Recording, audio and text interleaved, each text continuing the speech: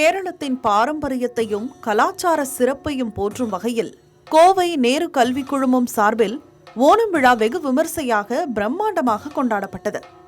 1000க்கும் மேற்பட்ட மாணவர்கள், பேராசிரியர்கள், பணியாளர்கள் புத்தாடை அணிந்து விழாவில் பங்கேற்றனர்.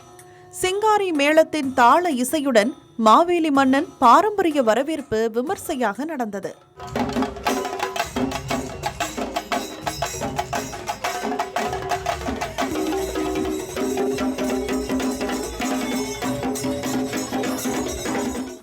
புலிக்களி, மோகினியாட்டம், கதகளி மற்றும் திருவாதிரை உள்ளிட்ட பாரம்பரிய கலை நிகழ்ச்சிகள் வெகுவாக கவர்ந்தன. மாணவிகளின் குழு நடனம் சக மாணவர்களை கவர்ந்திழுத்தது. திரைப்பட பாடல் இசை கச்சேரியுடன் மாணவர்களும் மாணவிகளும் குத்தாட்டம் போட்டு மகிழ்ச்சியை வெளிப்படுத்தினர். கல்லூரி வளாகத்தில் அமைக்கப்பட்ட வண்ணமயமான பூக்களம் விழாவின் முக்கிய ஈர்ப்பாக அமைந்தது. மாணவர்கள், பேராசிரியர்கள் குழுவாக புகைப்படம் எடுத்து மகிழ்ந்தனர்.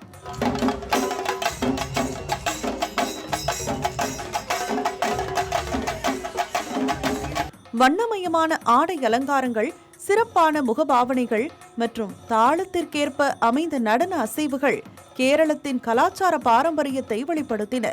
பல்வேறு மாநிலங்கள் மற்றும் சமூக பின்னணிகளை சேர்ந்த மாணவர்கள் ஒருங்கிணைந்து ஓணத்தை கொண்டாடியது வேற்றுமையில் ஒற்றுமை என்ற உயரிய கருத்தை வெளிப்படுத்தியது.